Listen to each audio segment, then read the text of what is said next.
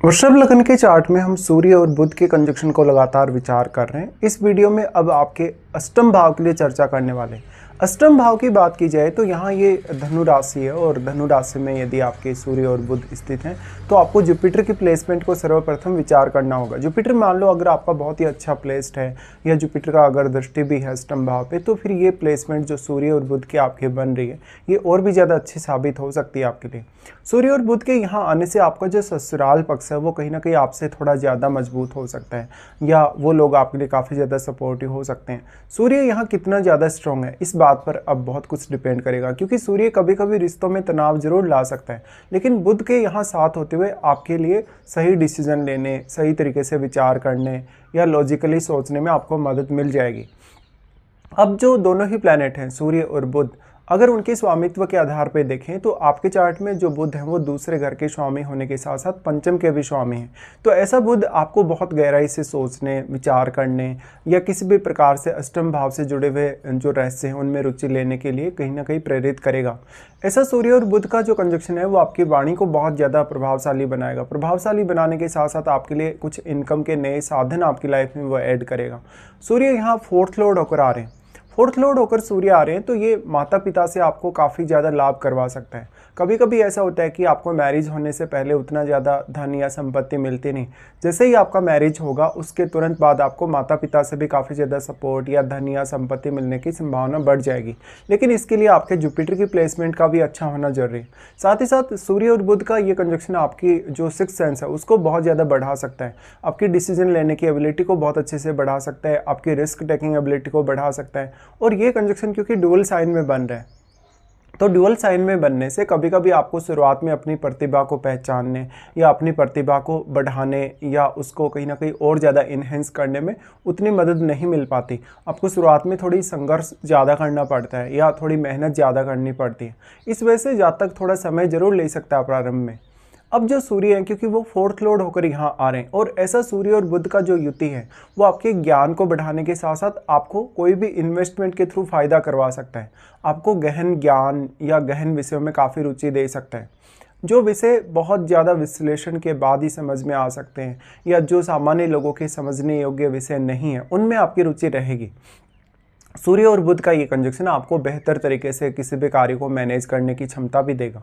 साथ ही साथ दूसरे घर में बैठे प्लैनेट पे विचार अवश्य करिए, क्योंकि एक तो जो दूसरे घर में बैठा प्लैनेट है वो सूर्य और बुध दोनों से प्रभावित भी हो रहा है, और फिर वो प्लैनेट क्योंकि अब बुध के घर में है और बुध अपने से बिल्कुल ऑपोजिट आ गए यहाँ पे, और वो पंचमेश भी हैं, तो कभी कभी संतान के साथ रिलेशंस बिगड़ सकते हैं। फैमिली और लाइफस्टाइल में कुछ अचानक से बड़े बदलाव आ सकते हैं आपकी लाइफ में।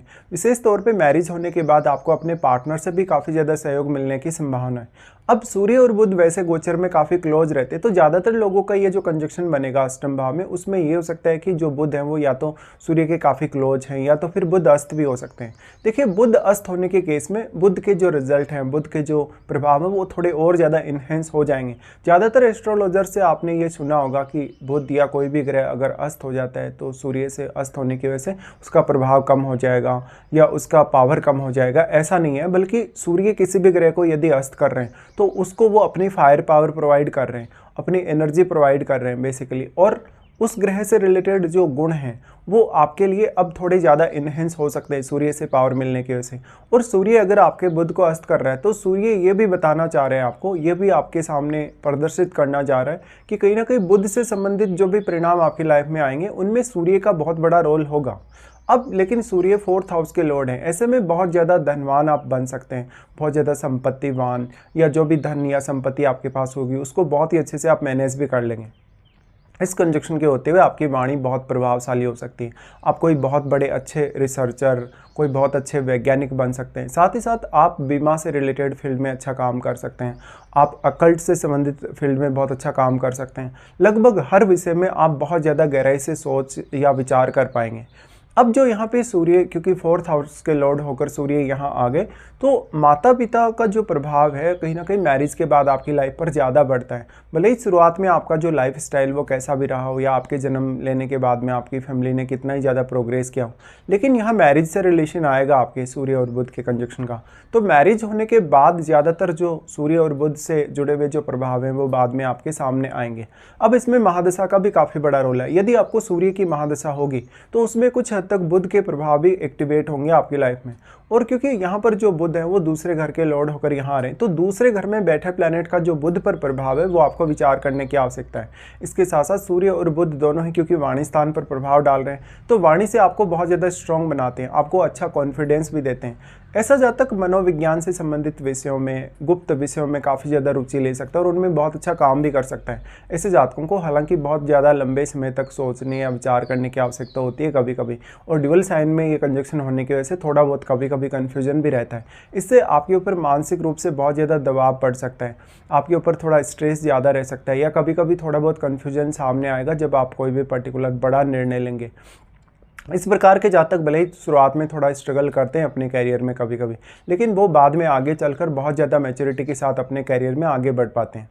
अब जो आपका जो यहाँ पे दूसरा घर है, दूसरे घर में बैठा हुआ प्लैनेट अगर मान लो यहाँ सूर्य के साथ या बुध के साथ, दोनों के साथ ही या तो मित्रवत है या तो किसी न किसी एक के साथ यदि मित्रवत है, तो आपको काफ़ी ज़्यादा फायदा होने के चांसेस हैं। निश्चित तौर पे जो दूसरे घर में बैठा प्लैनेट है वो आपकी ओवरऑल जो फैमिली के साथ अंडरस्टैंडिंग है, जो आपकी वाणी का प्रभाव है, आपकी फैमिली के साथ आपका जो व्यवहार है उसको काफ़ी प्रभावित करेगा। साथ ही साथ वो आपकी सोच पर काफ़ी गहरा प्रभाव डालेगा, वो और ज़्यादा आपको गहराई से सोचने के लिए बाध्य कर सकता है। फिर क्योंकि 4th हाउस में बैठे हुए ग्रह पर आपको जरूर विचार करना होगा। 4th हाउस में बैठा हुआ ग्रह डायरेक्टली आपके 10th हाउस पर अपनी दृष्टि डालता है, जिससे वो आपके कैरियर निर्धारण में बहुत बड़ा योगदान दे सकता है। और फिर कोई भी प्लैनेट यदि आपके 10th हाउस में भी है तो उस प्लैनेट का प्रभाव भी आपके 4th हाउस पे अवश्य पड़ेगा। इसी तरीके से आपका 5th हाउस क्योंकि बुध का घर है, और पंचमेश जब भी अष्टम में आता है तो हम ये मानते हैं कि अष्टम भाव से संबंधित उसको बहुत ज़्यादा गूढ़ ज्ञान का पता हो सकता है, वो अष्टम भाव से संबंधित बहुत सारे अनुभव अपने लाइफ में प्राप्त किए हुए हो सकता है।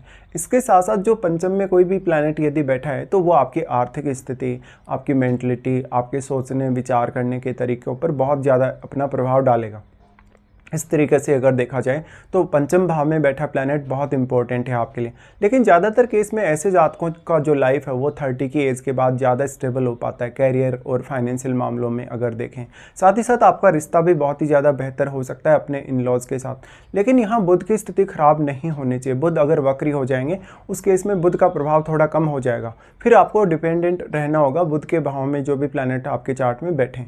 साथ साथ में और कौन कौन से ऐसे प्लैनेट हैं आपके चार्ट में जो अष्टम भाव पर अपनी दृष्टि या अपना प्रभाव डाल रहे हैं, तो उन प्लैनेट विशेष पर भी आपको विचार करने की उतनी ही ज़्यादा आवश्यकता है। इसके साथ साथ आपको सबसे ज़्यादा इंपॉर्टेंट आवश्यकता है महादशा पर विचार करने की। देखिए सूर्य और बुध का ये कंजक्शन मेनली आपको ज्ञान और धन के मामले में तो बहुत ही ज़्यादा अच्छा रह सकता है, लेकिन कभी कभी बहुत ज़्यादा ईगो की वजह से, बहुत ज़्यादा आक्रामकता की वजह से रिश्तों में कुछ प्रॉब्लम्स आती हैं। और ऐसे में जातक अपने कैरियर में जितनी ज़्यादा एफर्ट करता है, जितनी ज़्यादा वो प्रयास करता है, कैरियर में किसी बहुत बड़े उच्च पद पर वो जा सकता है। या शुरुआत में हो सकता है कि जातक को उतना ज़्यादा नेम फेम ना मिला हो, लेकिन उसको जैसे जैसे उम्र बढ़ेगी उसके नेम फेम बढ़ने के चांसेस काफ़ी ज़्यादा बढ़ जाएंगे। बट ऐसे जातक पर्दे के पीछे काम करने वाले होते हैं ज़्यादातर, इसलिए वो ज़्यादा नेम फेम भले ही हासिल ना करें, लेकिन उनमें बहुत कमाल की एबिलिटी होती है। अब सबसे ज़्यादा इंपॉर्टेंट आपके लिए यही है कि आप अपनी क्षमताओं को समझें, आप अपनी एबिलिटीज़ को जानें और उनका बेहतर से बेहतर इस्तेमाल करें तो ज़्यादा अच्छा रहेगा।